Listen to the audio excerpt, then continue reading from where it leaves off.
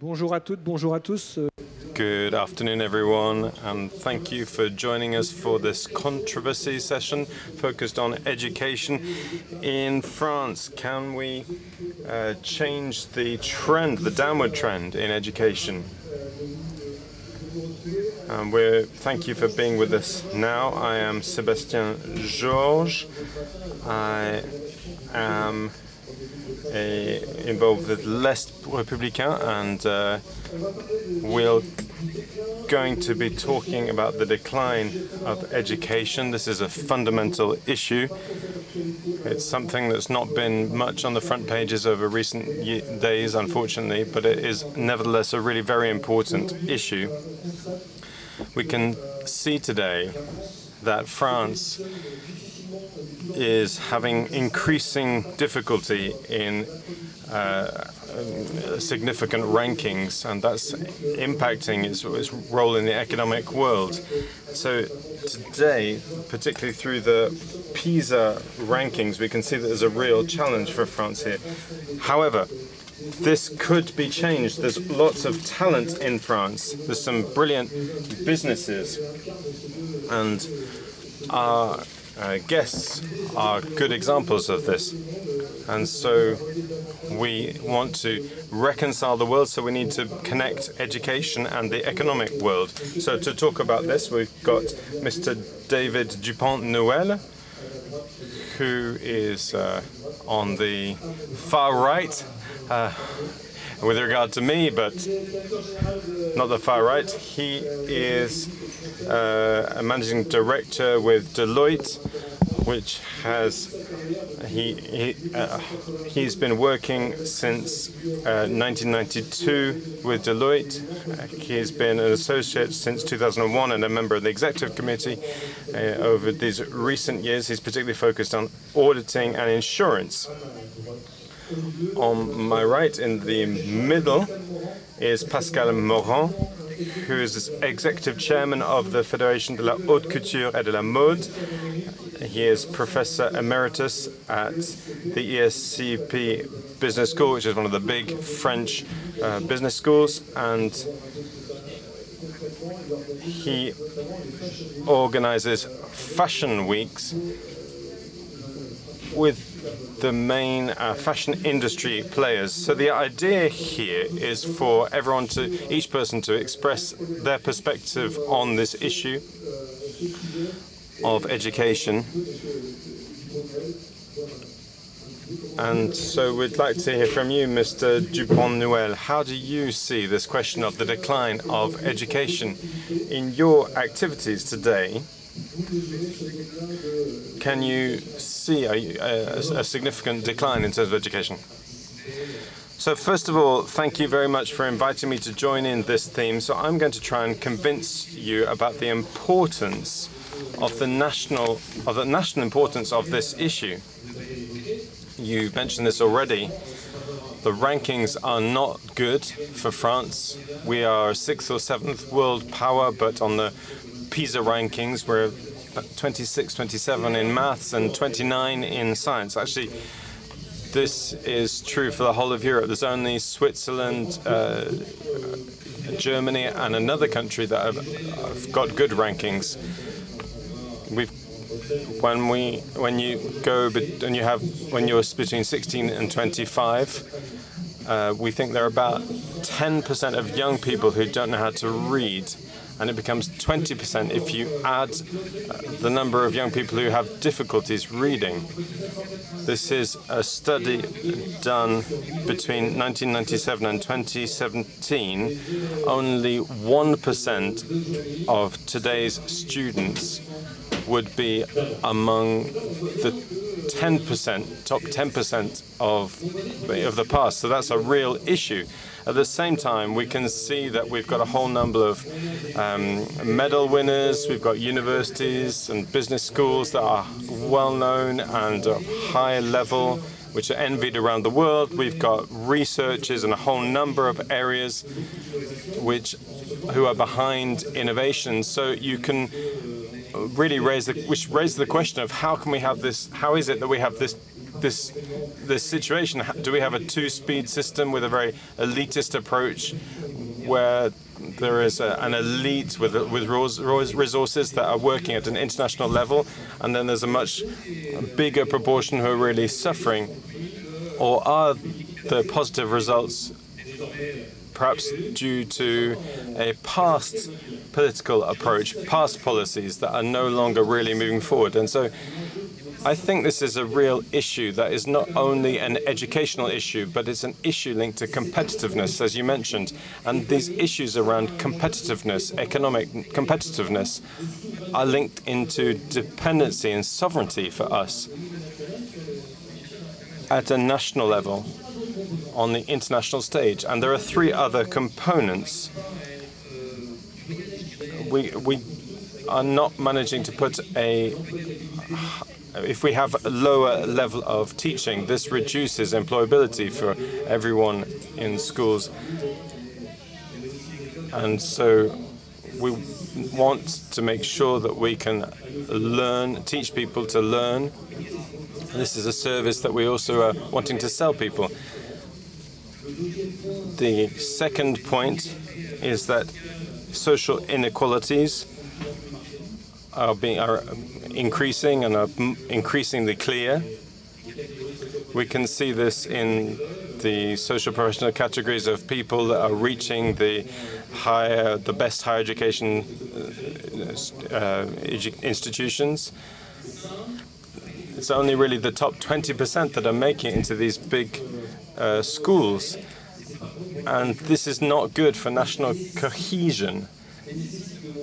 So I think that means we need to have a national response that takes into account public authorities, but also businesses, and that's why I'm here today. Thank you very much. So, Mr. Morand, perhaps you have a dual perspective because you are Professor Emeritus, but you also used to be a director of a business school, and you are constantly in contact with businesses. When we talk about education, there's everything that happens before the bac and everything that is after the bac at 18. I agree with everything that's been said, but I could perhaps talk a little bit about what happens after the bac, after 18, and also what happens before, because there's a real issue in French education, in the French education system, because there are 12 million students in primary education and secondary education, and 1 million teachers. So there's a key issue in terms of customization and adapting to the different levels that are available. But I just want to come back to the question of rankings, because of course rankings help us to measure ourselves against others. It's really essential in higher education, all the different scientific disciplines, social sciences as well. There's the Shanghai rankings alongside pizza rankings, and there's a whole number of different range of rankings. This is something that we really should take into account, but we should also be aware of a certain aspect of this. Because when you look at PISA, you can see that it's actually focused on a very restricted number of subjects, scientific knowledge, mathematics. So yes, this is something that's really very important.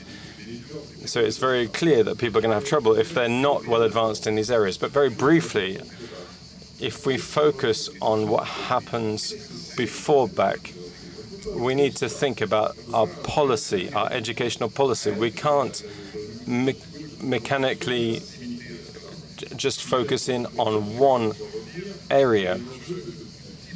It's really important to think about the different types of learning and what is taught. Just a very simple comment on this. If we compare what happens in France and the French education approach, Italian approach, Danish approach, those are some examples. There are other examples. When we think about this area, we can think about perhaps Jules Ferry, but the doctrine, the approach that we have was put in place in the Condorcet speech in 1892. And everything was focused on every person being able to exercise the social functions that they are called to and accomplish and fulfill their talents. So there's a whole number of very interesting things here in terms of principles.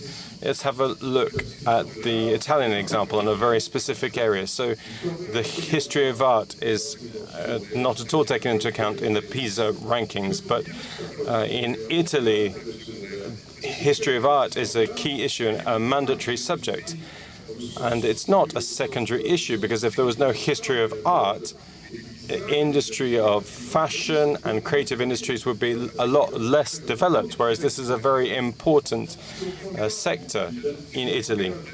If we look at the Danish case, once again, I'm not criticizing the PISA rankings, but I'm just trying to assess things. But if we think about the Danish education policy and approach, all of this was put in place by a great philosopher of the 19th century, which had a religious approach which was completely in line with the Enlightenment. If you're under 13 in Denmark, there is no assessment. The goal is to give confidence. I'm not saying it's better. I'm just trying to help us to understand these different approaches, the different educational policies. And what counts in Denmark is poetry, creativity, and it's also the fact that there's a sense of community and singing as well. You sing a lot. So you could say that this is Scandinavian, French. In France, we're not Scandinavians. That's how they do it in Scandinavia. And so you can say there's a lot of debate around PISA rankings in Denmark, because not everyone agrees.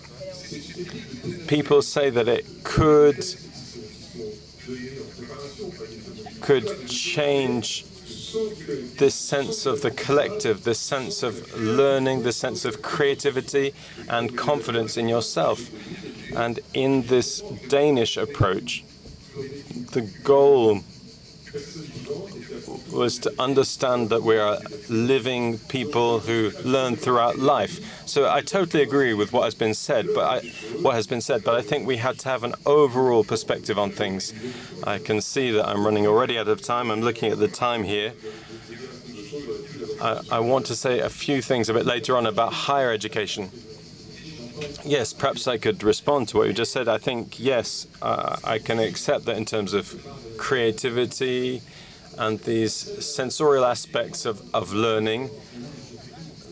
The only real deficit that we have today is that just that in terms of capacity of attraction, synthesis, we're seeing a decrease in skills. And when we can see in our world artificial intelligence and even in the media, this capacity that we have to sort through all the information that's coming in, to challenge what we're receiving, if we don't have this capacity for analysis, which we really need, that's going to be a real problem.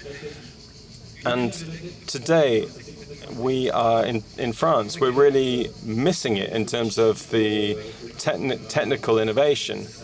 Yes, we've got some flagships with a number of areas, but that really hides and obscures the reality, because technology is moving forward in China, America, Israel. Isn't it also the case that those big powers you've just cited go and get the best students in France, and there's a bit of a brain drain?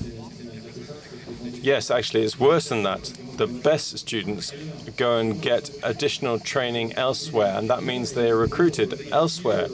They go to MIT for science in Boston, and then it's Meta or Google that picks them up locally.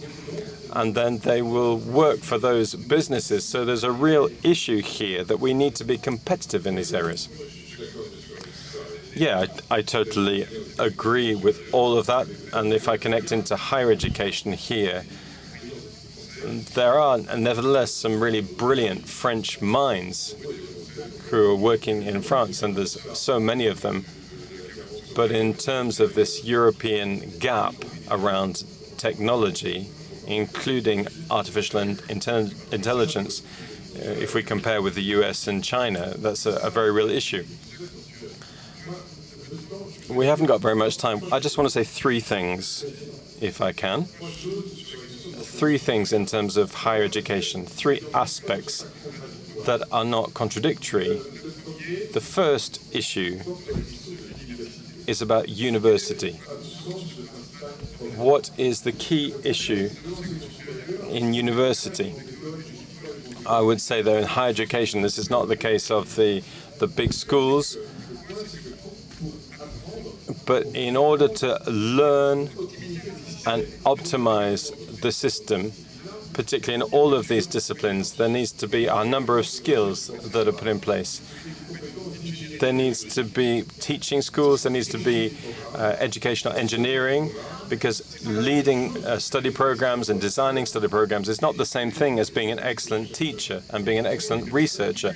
Of course, there are people, thankfully for students, there are people that can do both of these things, but it's not very straightforward. And the third aspect is the support for students, coaching of students. So we talked about life and learning independence, but also professional coaching and careers support. All of this is really lacking, I think. So the connection with what you're saying is that in schools where these skills, the big important grande école in France, where these skills are present, we need to develop them in universities in order to support more and more students, because so many students are becoming discouraged. They need support. They need new educational schools. The second point is the question of research. Once again, here there's been this approach where we've missed something, because we need to focus in on research. It's really important that we focus on research. But if we focus in on research, that means that we're thinking in a linear innovation approach, a linear innovation model. That means scientific research is necessary, but interactions between innovation and research, and we're falling back into these French, European, and American and Chinese characteristics. This model has been shown to be interactive. So if we could talk about the connection with businesses, which is often complained about, but this connection is really very important. But for me, there's a myth here. The myth is that we are trying to ask whether we need to meet the needs of businesses. Some people say we need to meet the needs of businesses, and other people say, no, we don't need to meet the needs of business, and end up in a focused on a post-capitalist model. But that assumes that businesses can determine their needs. But this myth is supported by the professional branches. I'm responsible for one of these professional branches. So is it through human resources? Yeah, human resources, yes, they need to meet needs. We know that there's needs for qualified personnel in such and such area. But we also know that business leaders need people who are talented, particularly in the areas that you're talking about, who provide solutions and also have soft skills. Soft skills is not something that is really easy to learn, because we've got all of these different mechanical aspects that we need to take into account. And so we need to get past this division. And so I need to stop there because I've done my 3 points. So, David, do you agree with the fact that businesses can't be responsible for their own needs? No, I didn't say that. I think in terms of we need businesses that have permanent innovation, and the talents that they're recruiting need to contribute to the innovations that business leaders and that people working with them are wanting to develop. And that the higher that level is, the higher their contribution is going to be. Yes, I think I really agree with you here, is that this is a national issue once again, and business need to contribute to this. I really do believe that businesses are places for learning. So what does that mean for me? I think it means that in terms of continuing training, a lot of work needs to be done. So we've done these training credits system that we've developed in France, but people have started to use it for their driving license. We need to have things that are give more incentives, and so I think this is something we need to develop. It's something we can develop with big businesses. Not all business can do this, but at a sector level, we can organize contribution for training without talking about a learning tax where we talk about $6 per school depending on the background, but something that's really focused in on objectives. At Deloitte, here's a little ad for us. We created a business university. 5% of our employees' time is devoted to continuing education. That's something that's really important. The second aspect is because you talked about the fact that all of these training courses are about them having the resources they need, and everything is focused on learning. I can hear today people talking about the fact that there's doubt about apprenticeship. This apprenticeship approach and whether the support is going to be continued. This is something that was accelerated during COVID. But no, this is something we want to continue. This needs to contribute to the national cause. We can't put aside apprenticeships and just say it's a problem for the education system. So yes, there are businesses that create their own training centers, but not all businesses have the size to do this. So we have this issue where we need to expand and make sure that it's not just the most qualified people that are benefiting from this. Businesses need technicians, they need a whole number of different skills. How do you see this? How do you manage this aspect? Yes, this is something that we're continually doing. We've decided, together with all the brands, all the big brands and all the groups working in fashion, we decided to develop skills at a national level. This is something that we want to do. I'm not here to promote what we're doing. But we can put a whole range of different things into this, because there's some things that are done in the Rencontres Économiques, the big educational, the big schools here in France. So there's some cross-cutting initiatives that we can put in place, and there are also some sector initiatives that we can put in place. So in the fashion industry, we've got a whole range of different programs going from basic educational certificates. This is something we have to work on at the lowest level, the certificates of professional aptitude, and we need to think about how all of that comes together, and then we connect it all the way through up to doctorates. So these are really key areas that we need to work on and develop cooperation, and we need to cooperate within territories, because there's a risk of isolation with businesses. This is something that's really very important. When we live in more rural areas, it's sometimes a real challenge to get access to training because there are financial blockages, etc. David, you want to make this a national cause? Yes, I talked about the business side and what businesses need to do in terms of the contribution of business, but there is also a responsibility on the state side, of course. There's a collective responsibility here.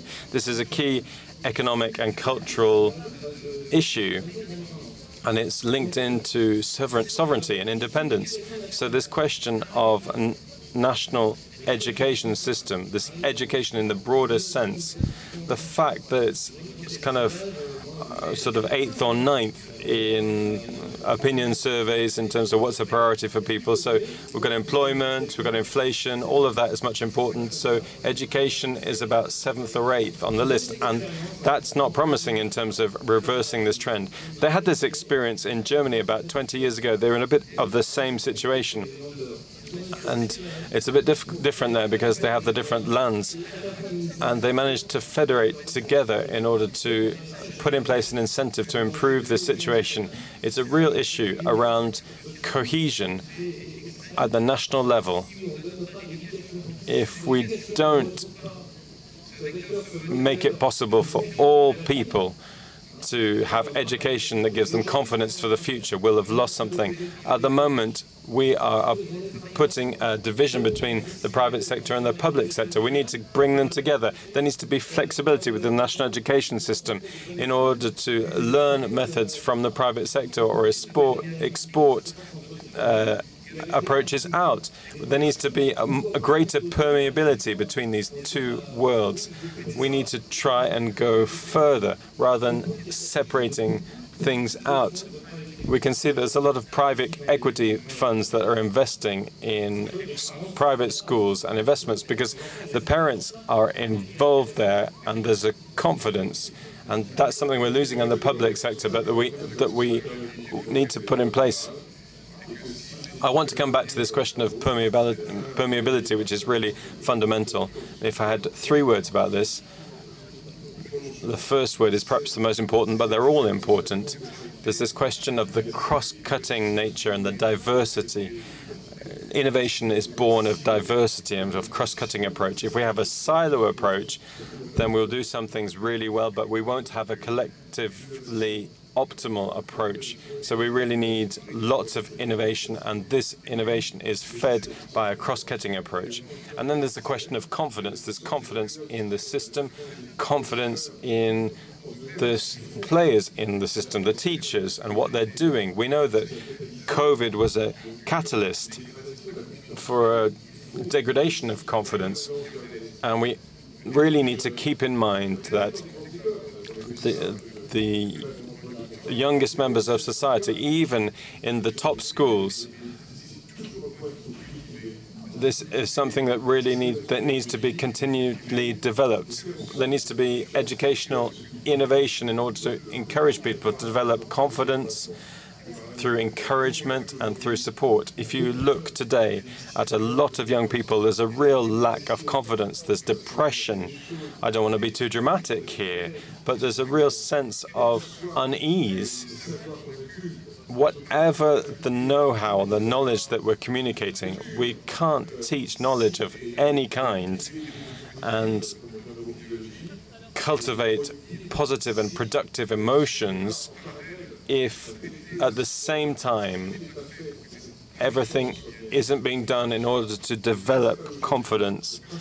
The key issue of young people today, I'm not talking about the best students that succeed in everything, but generally there is an issue of confidence, and this issue of confidence is a national problem. We have 15 seconds left. David, do you have anything that you'd like to add at this point? Yeah, I'd really like to underline this national cause that needs to be made a priority in order to avoid increasing this social fracture, in order to strengthen employability and make it possible for all of our young people to find a place in society. That's really fundamental if we don't want to hit a crash. So thank you very much to both of you, and thank you to all of you who have listened to us.